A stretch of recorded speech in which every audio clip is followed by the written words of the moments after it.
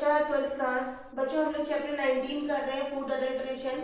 इसमें हमने काफ़ी कुछ पढ़ लिया कि अडल्ट्रेशन मिलावट होती क्या है, मिलावट कितने तरह की होती है और मिलावट किस किस तरह से खाद्य पदार्थों में की जाती है। इसके बाद बच्चों हम लोगों ने पढ़ा था कि टांगों का लकवा क्या होता है। टांगों का लकवा जो अरहर की दाल होती है उसमें जब केसरी दाल की मिलावट की जाती है, केसरी दाल को यदि कोई व्यक्ति 1-2 महीने रेगुलर अपने खाने में यूज कर ले तो उसके टांगों में लकवा आ जाता है और ये अधिक लंबे समय तक काम में लेने के कारण होता है। बच्चों, केसरी दाल को कई स्टेट्स ने उस पर बैन लगा रखा है। हमारे राजस्थान में केसरी दाल नहीं मिलती है। ये बहुत सस्ती दाल होती है जो आसानी से, जैसे बिहार, एमपी, असम, इन सब जगह मिल जाती है। वहाँ के लोग इसको ज़्यादा यूज करते हैं। इसके बाद बच्चों हम लोगों ने पढ़ा था एपिडेमिक ड्रॉपसी। एपिडेमिक ड्रॉपसी जो होती है वो आर्जीमोन एक जंगली घास होती है। उस आर्जीमोन जो जंगली घास है वो सरसों की खेती के साथ वो भी हो जाती है और उसको लापरवाही के कारण या अज्ञानता के कारण या दुर्घटनावश उसको हटाया नहीं जाता। उसके बीज भी सरसों के साथ पिस जाते हैं, जो कि बच्चों कई बार ये भी होता है कि चला करके भी इसका तेल निकाला जाता है जो दूसरे खाने वाले तेलों में मिला दिया जाता है, जैसे कि अपना सरसों का तेल हुआ और मूंगफली का तेल, इन सब में इसको ऐड कर दिया जाता है। और इसका रिजल्ट ये होता है कि जब बॉडी में इसका क्वांटिटी जब ज़्यादा हो जाती है तो इसमें पानी हमारी बॉडी में इकट्ठा होने लगता है। जो हमारे सेल्स हैं, जो हमारी कोशिकाएं हैं, उनमें पानी भरने लगता है, जिसके कारण हमारे को सूजन या ओडिमा की स्थिति आ जाती है। ये जो स्थिति होती है वो सबसे पहले पैरों से स्टार्ट होती है।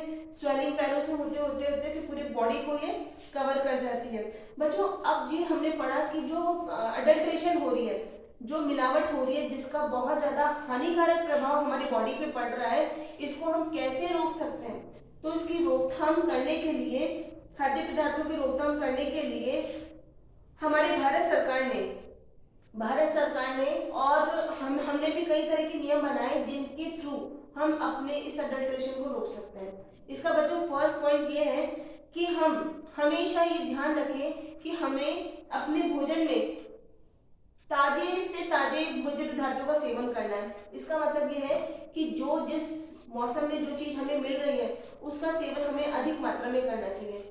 जैसे कि बच्चों इस समय ठंड का मौसम चल रहा है, इस समय हमारे को आम, तरबूज या खरबूजा वगैरह आराम से नहीं मिल सकते। अगर हमारे को मिलते हैं तो बच्चों ये केन फूड के अंदर जो आते हैं, डिब्बा बंद के अंदर जो आते हैं, वो जो प्रिजर्वेटिव उसमें यूज करते हैं वो भी हमारे स्वास्थ्य के लिए हानिकारक होता है। तो हमें जिस मौसम में जो फल आता है, जैसे इस समय संतरा, नारंगी और अपना एप्पल, गुआवा, ये सब बहुत आ रहे हैं, तो हमारे को इनका ज़्यादा से ज़्यादा यूज करना चाहिए। और बच्चों सेकंड पॉइंट ये है कि मिलावट जो है एक बहुत बड़ी प्रॉब्लम हमारे इंडिया के लिए है। ये ज्वलंत समस्या है जिसका निवारण हम लोगों को ही करना है।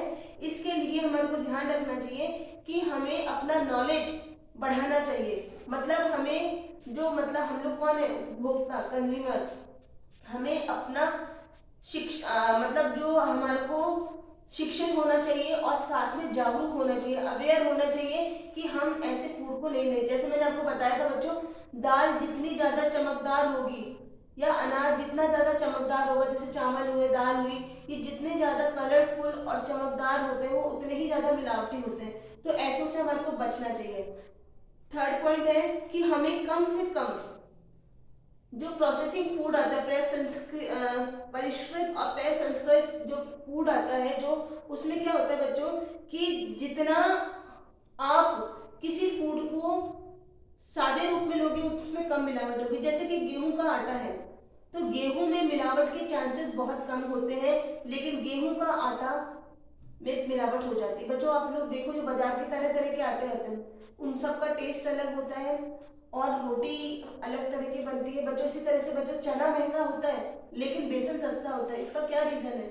इसके कई रीजन हो सकते हैं, लेकिन इसमें ये भी एक होता है कि चने अगर आप लेकर के पिसवाते हो तो वो हमारे को महंगा पड़ता है, क्योंकि उसमें हम चने की क्वालिटी देख लेते हैं कि चना किसी भी तरह से कोई खराब नहीं है, क्योंकि चने में घुन जो होते हैं, जो खाने वाले जो कीड़े होते हैं जल्दी लगते हैं। तो हमारे को इस चीज का ध्यान रखना चाहिए कि अगर जितना हो सके हमें, जैसे कि मिर्च मसाले हुए, हमारे लाल मिर्ची हुआ, हल्दी हुआ, हरा जो सूखा धनिया जिसे हम लोग कहते हैं, साबुत धनिया, वो घर में पिसवाना चाहिए ताकि इसमें किसी भी तरह की कोई मिलावट नहीं की जाए, क्योंकि जितने भी स्पाइसेस हैं, जितने भी हमारे मसाले, उनमें ज़्यादा से ज़्यादा मिलावट की जाती है।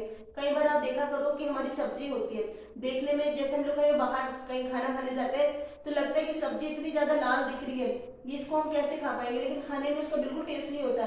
तो बच्चों जो कलरफुल जो मिर्ची वगैरह आती है, ये सब हमारे स्वास्थ्य के लिए हानिकारक है। इसी तरह से हल्दी वगैरह, इनमें भी कलर मिला दिया जाता है। तो बच्चों हमें इस चीज़ का ध्यान रखना चाहिए कि ज़्यादा से ज़्यादा जो भी प्रोसेसिंग फूड है उनका हम लोग यूज़ ना करें, अपने घर में जो हो सके हमको उसको करना चाहिए। थर्ड पॉइंट है बच्चों, फोर्थ पॉइंट इसका ये है कि निर्धारित मानक चिन्ह, मानक चिन्ह का मतलब हुआ कि स्टैंडर्ड मार्क्स जो आते हैं, जैसे आईएसआई का आपने नाम सुना होगा, एफपीओ हुआ, एगमार्क हुआ, ये सब जो भी है ये गवर्नमेंट देती है। जैसे आईएसआई जो होता है, आईएसआई का मतलब होता है कि ये पूरी तरह से सुरक्षित है। जितने भी, जैसे अगर आप कोई बिजली का तार खरीदने जा रहे हैं, ट्यूबलाइट ले रहे हैं, बल्ब ले रहे हैं, या इलेक्ट्रिकल जो भी इक्विपमेंट ले रहे हैं हम लोग, तो उसमें हम लोग आईएसआई देखते हैं ताकि इसमें हम लोग श्योर हो जाते हैं कि हाँ ये टेस्टेड है, ये जल्दी से करंट नहीं मारेगा। उसी तरह से बच्चों एगमार्क, एगमार्क जैसे कि हमारे टिन आते हैं, जैसे घी का टिन हुआ या तेल वगैरह जो हम लोग लेकर आते हैं, उसमें हमेशा एगमार्क का साइन होता है। एगमार्क का मीन्स ये होता है कि ये सभी कंडीशंस में गवर्नमेंट की तरफ से जांचा परखा गया है कि इसमें किसी भी तरह की मिलावट नहीं है। जो कंपनी बता रही है वो अपने जो, क्योंकि इसमें लाइसेंस इशू होते हैं, इसको लाइसेंस इशू कराते हैं कि हम हमारे तेल में ये चीज़ देंगे, ये चीज़ नहीं देंगे। जैसे आजकल तेलों के अंदर विटामिन के, विटामिन ए, ये सब चीज़ें मिला करके दे रहे हैं। तो रियलिटी में यही होता है कि अगर एगमार्क का साइन है तो जो चीज़ का विज्ञापन हम देख रहे हैं वो चीज़ एक्चुअल में उसके अंदर होनी चाहिए। तो हमको इन सब चीज़ों को ध्यान रखना चाहिए कि हम कम से कम ये निर्धारित जो मानक चिन्ह है उनको देखकर ही सामानों को खरीदना चाहिए, और इस चीज़ का ध्यान रखना चाहिए कि इससे हम अपनी तरफ से सेफ हो जाते हैं। अगर इसमें किसी तरह की कोई प्रॉब्लम आती है तो हम इसकी आगे कार्रवाई कर सकते हैं। बच्चों इसके लिए एक अधिनियम, कानून बना था 2006 में। पूर्व प्रचलित सभी खाद्य सुरक्षा नियमों, कानून एवं संबंधित आदेशों को एक स्थान पर इकट्ठा करके वर्तमान में जो खाद्य सुरक्षा जो नियम बनाया गया 2006 में, उसमें ये बनाया गया था। इसका प्राथमिक नियम यही है कि हमारे जो भी सुरक्षा हेतु जो मानक तैयार किए गए, जो नियम बनाए गए, उनको उस पर लागू करना जरूरी है। इसके बाद में बच्चों कई नियम बने थे। 1954 में भी एक अधिनियम बना था जो कि मिलावट पर प्रतिबंध लगाता है, उसको रोकता है। इसके बाद 1955 में भी एक बना था। इसी तरह से 1973, 1947, 1988 इन सब में बना था। दूध और दूध से बने हुए पदार्थों को बेचने के जो आदेश हुए थे वो 1992 में बने थे। इसके बाद में बच्चों भारतीय खाद्य एवं मानक प्राधिकरण, food safety and standards act 2006, बच्चों ये बहुत बड़ा एफएसएसआई बना था। कई बार आप जब टीवी वगैरह देखते हो तो आप इसका कई बार ऐड देखोगे। आप लोग मैगी वगैरह का जो पैकेट यूज करते हो उसके पीछे भी एफएसएसआई लिखा रहता है। इसका मतलब ये होता है कि भारत सरकार ने और स्वास्थ्य एवं परिवार कल्याण मंत्रालय के अंतर्गत इस संस्था को बनाया गया था जो जन स्वास्थ्य के लिए, मतलब कम्युनिटी हेल्थ के लिए जिम्मेदार होती है। इसका गठन 5 सितंबर, ये ध्यान रखना बच्चों डेट, 5 सितंबर 2008 को किया गया था।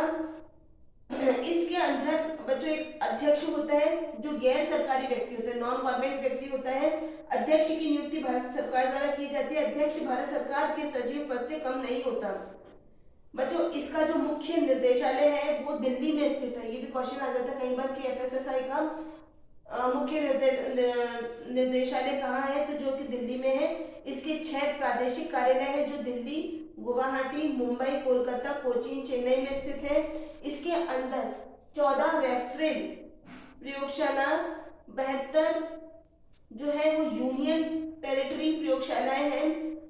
पूरे देश में 112 प्राइवेट प्रयोगशालाओं को नोटिफाइड किया गया है। इसके अंदर कई तरह की शक्तियां उसको मिली हुई है। जैसा कि पहली शक्ति है कि खाद्य सुरक्षा मानकों के लिए हमें कानून बनाना चाहिए, कि हमारे को पता होना चाहिए कि किस कंडीशन में हम उसको अच्छा खाद्य पदार्थ कह सकते हैं, या कौन सी कंडीशन हमें जब नहीं मिलती तो हम उसको खाने की सूची से बाहर कर सकते हैं। नेक्स्ट इसमें कि खाद्य पदार्थों की सुरक्षा हेतु प्रयोगशालाओं में खाद्यान्नों की जांच के लिए मार्गदर्शन प्रदान करना, कि किस तरह से किसकी जांच की जाएगी, इसके लिए इन्होंने बताया था।